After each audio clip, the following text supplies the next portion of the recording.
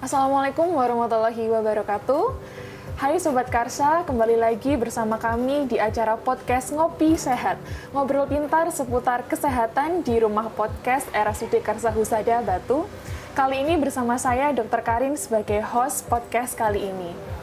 Hari ini kita akan membahas tentang kesehatan kulit. Sudah hadir bersama kami narasumber yang expert di bidangnya, Dr. Citra, SPDVE, dokter spesialis kulit dan kelamin. Beliau saat ini bekerja di Poli Kulit dan Poli Estetika Rumah Sakit Umum Daerah Karsa Husada Batu. Monggo boleh disapa Sobat Karsa sekalian, dokter. Halo Sobat Karsa, perkenalkan nama saya Dr. Citra Dwi Haningtyas, SPDVE. Saya dokter spesialis kulit dan kelamin atau sekarang lebih dikenal dengan dermatovenerologi estetik di Poli Kulit dan Poli Estetik RSUD Karsa Husada Batu. Kali ini kita akan membahas tentang kulit sehat sebagai cerminan tubuh yang sehat. Dr. Citra akan memberikan penjelasan lebih detail tentang tips menjaga kulit yang sehat. Langsung saja dokter, kenapa sih kita perlu menjaga kesehatan kulit? Apakah pentingnya menjaga kesehatan kulit itu, dok? Oke, terima kasih dokter. Lupa lagi namanya siapa? Karin, dok. Oh iya. Karin. Oke, jadi mengapa kesehatan kulit itu sangat penting ya tadi ya dokter Karin. Jadi tadi seperti yang dokter Karin sudah sempat jelaskan terkait organ. Jadi mungkin orang itu taunya kalau organ itu kan yang kayak otak, paru, jantung yang kalau misalnya ada permasalahan kesehatan itu lebih mengancam nyawa. Jadi kulit itu sebenarnya juga merupakan salah satu organ dan fact-nya itu kulit itu adalah organ yang terbesar di tubuh kita. Nah, jadi itulah mengapa menjaga kesehatan kulit menjadi penting. Kemudian yang kedua, karena kulit adalah organ yang berada di luar tubuh kita, maka tentunya dia akan menjadi lapisan pertama atau lapisan paling luar yang akan memberikan perlindungan pada tubuh kita. Jadi kesehatan kulit menjadi sangat penting supaya dia juga bisa berfungsi semestinya dengan baik.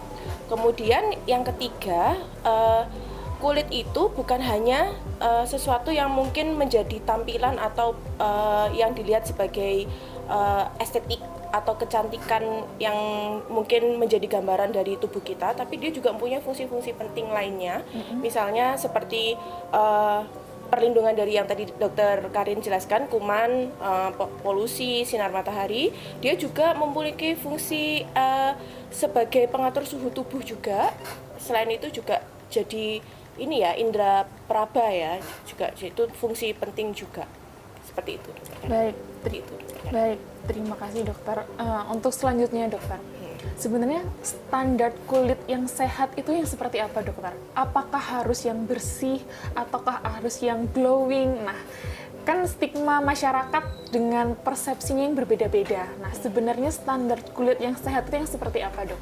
Oke, kalau kulit yang sehat itu kan kalau orang sering bilang itu sebenarnya yang paling sering disebut adalah putih, bersih, glowing ya. Kalau bersih glowing saya setuju, tapi kalau putih saya nggak setuju. Jadi sebenarnya kalau kulit sehat itu mau apapun warnanya, yang penting warna kulitnya merata. Itu adalah kulit sehat. Jadi warna kulit merata itu artinya tidak ada perbedaan warna yang kontras antara sisi satu dan sisi satunya. Jadi yang penting warna kulitnya rata, itu sudah termasuk sehat apapun warnanya. Lalu yang kedua, secara kualitas kulit itu yang penting memang harus terhidrasi ya. Terhidrasi itu artinya adalah kulit kita memiliki kandungan air yang cukup. Ketika kulit kita memiliki kandungan air yang cukup, maksud di dalamnya ya, kandungan air di dalamnya itu cukup, maka kadar sebum juga akan seimbang. Jadi itu juga mencegah untuk munculnya jerawat. Kemudian kadar air yang cukup di dalam kulit juga akan menyebabkan produksi kolagen, itu juga baik. Sehingga ketika kita menggunakan skincare itu absorpsinya atau penyerapannya akan lebih baik. Nah, ketika kita memiliki kulit yang terhidrasi baik, tentunya secara penampakan itu atau sentuhan itu maka akan teraba kenyal. Itu juga salah satu tanda kulit yang terhidrasi baik. Jadi kenyal itu artinya kalau dijubit itu langsung kembali. Nah, itu adalah juga salah satu contoh kulit sehat. Kemudian dari segi rasa yang kita rasakan. Jadi kulit yang sehat harusnya kita tidak merasakan seperti ada rasa gatal, panas, perih gitu. Jadi ketika kita menggunakan skincare, maka itu juga harus diperhatikan apakah skincare itu mendukung kesehatan kulit kita, dengan apakah ketika kita menggunakan skincare itu kita merasakan nggak sih ada rasa panas, perih, gatal. Kalau iya ya berarti skincare itu tidak cocok untuk kita, jadi jangan dilanjutkan menggunakan.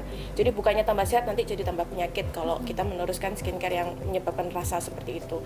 Kemudian memang dari segi yang dilihat juga memang kulit yang sehat itu memang harus bersih, dalam arti tidak ada jerawat dan tidak ada kerutan kecil-kecil itu, karena jerawat itu berarti kita mungkin masih kurang bersih dan juga kadar sebum juga masih tinggi, jadi mungkin kurang terhidrasi itu.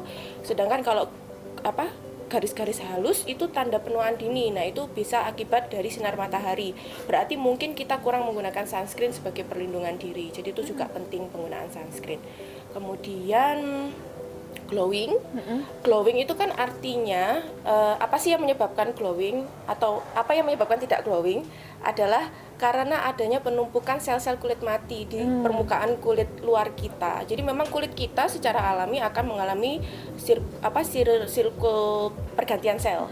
Jadi akan ada momen di mana sel-sel kulit mati akan menumpuk di permukaan paling luar kulit kita. Nah, itu yang akan membuat kulit kita kusam. Itu perannya di situ, itulah ada peran di eksfoliasi, penggunaan eksfoliasi. Jadi penggunaan eksfoliasi adalah membantu menyingkirkan sel-sel kulit mati di permukaan paling luar itu, sehingga kulit kita tampak akan lebih bersih dan glowing. Gitu. Berarti kuncinya itu terhidrasi dengan baik ya, Dok? Ya, kuncinya adalah menggunakan basic skincare. Ya, itu ada rangkaian perawatan kulit yang memang harus digunakan oleh kita dengan tujuan membersihkan, melembabkan yang terhidrasi itu, dan melindungi dari sinar matahari dan eksfoliasi. Jadi membersihkan, melembabkan, kemudian melindungi dari sinar UV dan eksfoliasi. Betul.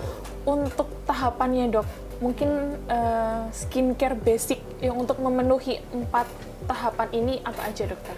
Oke. Jadi memang basic skincare itu sebenarnya yang utama adalah rutinitas pagi. Itu adalah tujuannya untuk memberikan perlindungan. Jadi kita mulai hari dengan muka bersih dulu, kemudian kita mulai menggunakan pelembab untuk membantu memberikan hidrasi dari luar. Sebaiknya memang menggunakan pelembab yang memberikan perlindungan dan kelembapan tuh yang mengandung ceramide atau asam hyaluronat gitu-gitu. Kemudian boleh juga kalau misalnya mau menambahkan serum untuk permasalahan tertentu, misalnya punya jerawat, mungkin mau menggunakan serum yang seperti ada kayak tea tree, kayak yang kandungan atau salicylic acid yang memang memiliki kandungan untuk jerawat atau untuk mencerahkan, misalnya vitamin C seperti itu. Kemudian kalau pagi wajib menggunakan sunscreen. Sunscreen memang untuk kondisi Indonesia ini minimal SPF 30 dengan PA++++. Jadi itu untuk melindungi dari sinar UVA dan UVB. Kalau yang malam itu sama, jadi sebelum kita tidur juga sebaiknya kita mulai hari dengan bersih. Jadi mungkin kalau habis aktivitas, jadi mungkin double cleansing. Jadi misalnya menggunakan micellar water dulu, baru facial wash, kemudian pelembab juga penting. Lalu gunakanlah exfoliating agent itu. Exfoliating agent itu kan memang kadang memberikan efek agak iritasi, jadi mungkin waktu awal penggunaan bisa dimulai dengan tidak menggunakannya setiap malam dulu, bisa mungkin sehari pakai sehari enggak gitu. Kalau tidak ada masalah baru digunakan setiap hari, seperti itu. Baik Dokter, itu adalah 4 basic skincare yang harus kita lakukan rutin ya, Dok, untuk menjaga kesehatan kulit kita. Nah, kemudian Dok, kalau kita nggak menjaga kesehatan kulit, apa saja resikonya, apa saja dampak yang bisa terjadi kalau misalkan kita tidak menjaga kesehatan kulit kita, Dok? Jadi karena kulit itu adalah organ paling luar dari tubuh kita, di mana akan sangat mudah sekali terpapar mulai dari kuman, kemudian debu, polusi, dan yang utama paparan sinar matahari, serta juga zat-zat berbahaya, zat-zat kimia ya, yang ringan maupun yang berbahaya. Jadi kalau kita tidak memberikan perlindungan, tentunya itu akan mengganggu kesehatan kulit. Misalnya jika kita tidak melakukan basic skincare, maka akan ada penumpukan kotoran dan sebum, bisa menimbulkan jerawat. Atau kemudian kita tidak menggunakan sunscreen, tidak ada perlindungan dari sinar matahari, maka kita bisa timbul guratan-guratan serta flek seperti itu. Hingga yang paling berbahaya adalah kanker kulit. Nah, kemudian dok, seberapa jauh faktor gaya hidup bisa mempengaruhi kesehatan kulit? Mungkin bisa lebih luas, nggak hanya kesehatan kulit wajah ya dok, mungkin kulit badan juga apa dampaknya, atau apakah ada faktor gaya hidup yang mempengaruhi kesehatan kulit? Oke, jadi dokter Karin, gaya hidup atau kebiasaan, pola kebiasaan itu banyak sekali sudah penelitian dilakukan dan menunjukkan hasil yang signifikan. Beberapa pola hidup itu memang mempengaruhi kesehatan kulit. Di antaranya yang banyak diteliti itu adalah kebiasaan olahraga, kemudian kebiasaan minum yang cukup, kemudian kebiasaan tidur yang cukup minimal 8 jam, kebiasaan untuk tidak merokok dan tidak minum alkohol itu juga, kemudian makan makanan juga memang dianjurkan yang tinggi antioksidan, dan kurangilah makanan yang tinggi radikal bebas. Untuk yang makanan yang mengandung tinggi antioksidan biasanya di sayur, buah seperti itu. Kalau yang tinggi radikal bebas tuh mungkin harus mulai dikurangi minuman berpengawet yang siap saji seperti itu. Dan juga yang tidak kalah penting adalah kebiasaan dalam menggunakan basic skincare. Itu juga penting dalam menjaga kesehatan kulit. Jadi intinya faktor-faktor yang mempengaruhi dari luar dan dari dalam ya dok. Iya. Kemudian mungkin lebih bisa ditekankan faktor yang dari lingkungan luar dokter. Misalkan seperti polusi, kemudian paparan UV, itu seberapa besar dok mempengaruhi kesehatan kulit kita? Oh ya, jadi memang kalau pengaruh lingkungan juga berperan penting. Jadi karena seperti yang tadi sudah banyak kita bahas, paparan sinar matahari itu selain sinar matahari itu memiliki fungsi untuk tubuh kita, tapi juga untuk kulit kita juga agak lumayan jahat ya. Jadi bisa pencetus kanker itu juga dari sinar matahari, penyakit-penyakit kosmetik yang susah sekali sembuhnya yaitu flek itu juga karena dari sinar matahari. Kemudian penyakit-penyakit yang ada kaitannya dengan radikal bebas seperti kayak penyakit vitiligo, autoimun itu kan ada peranan radikal bebas, itu juga dipengaruhi sinar matahari. Polusi itu juga mempengaruhi.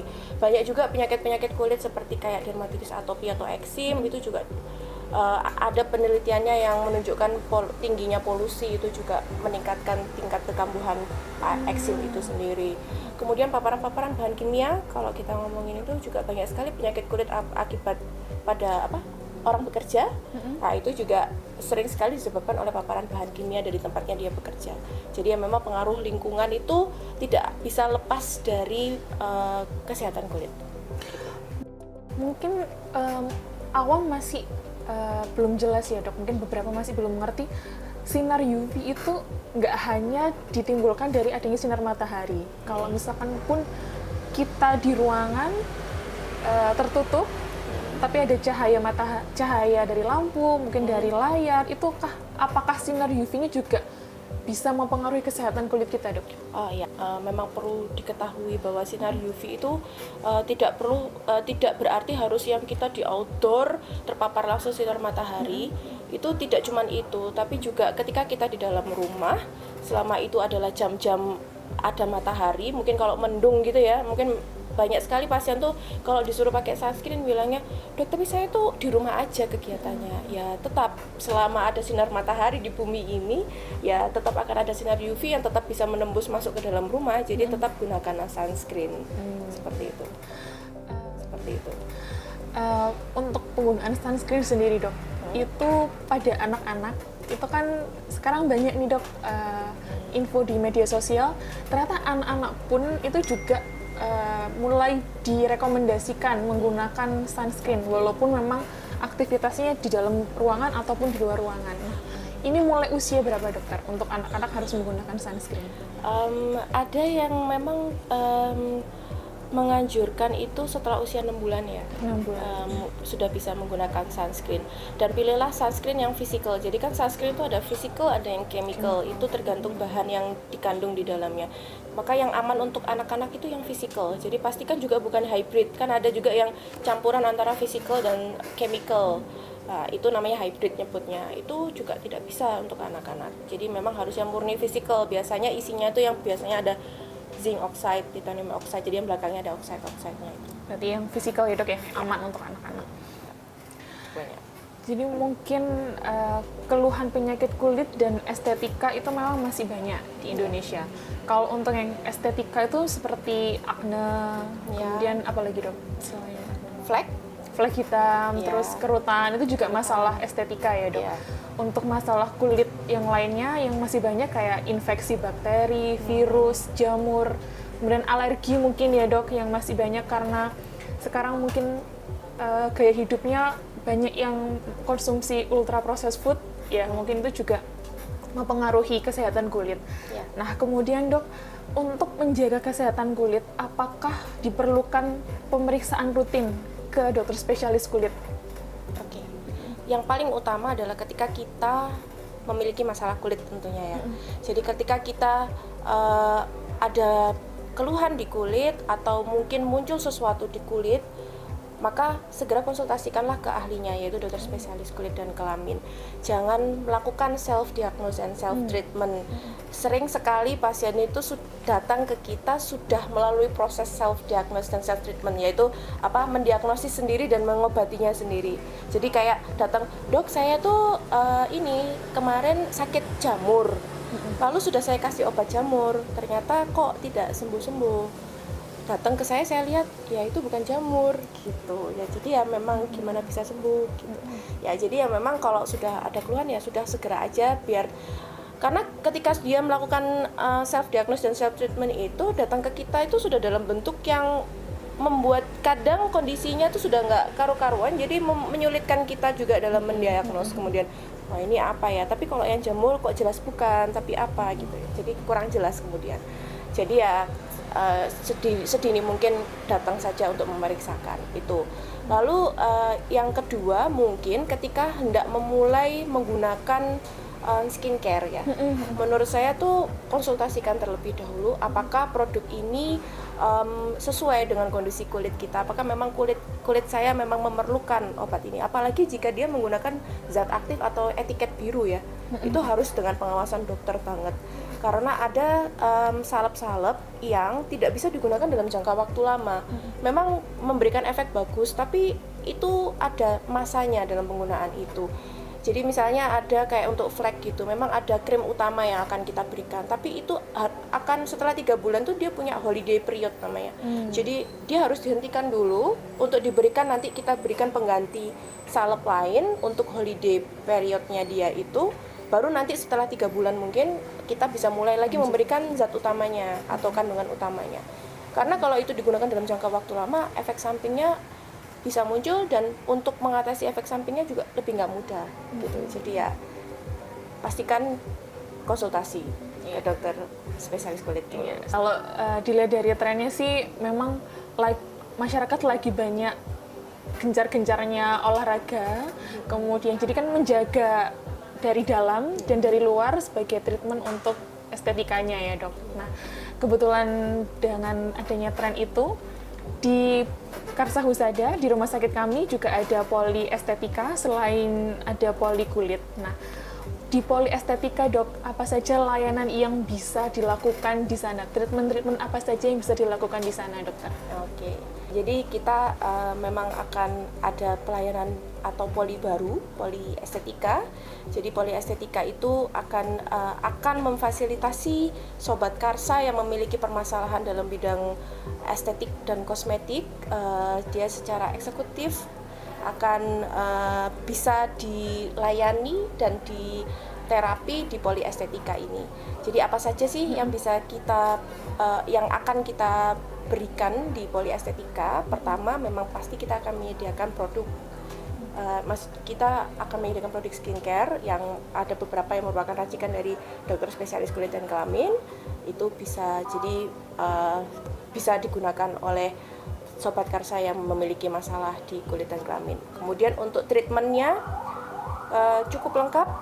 Kita mulai dari yang sederhana, facial, kita nanti ada.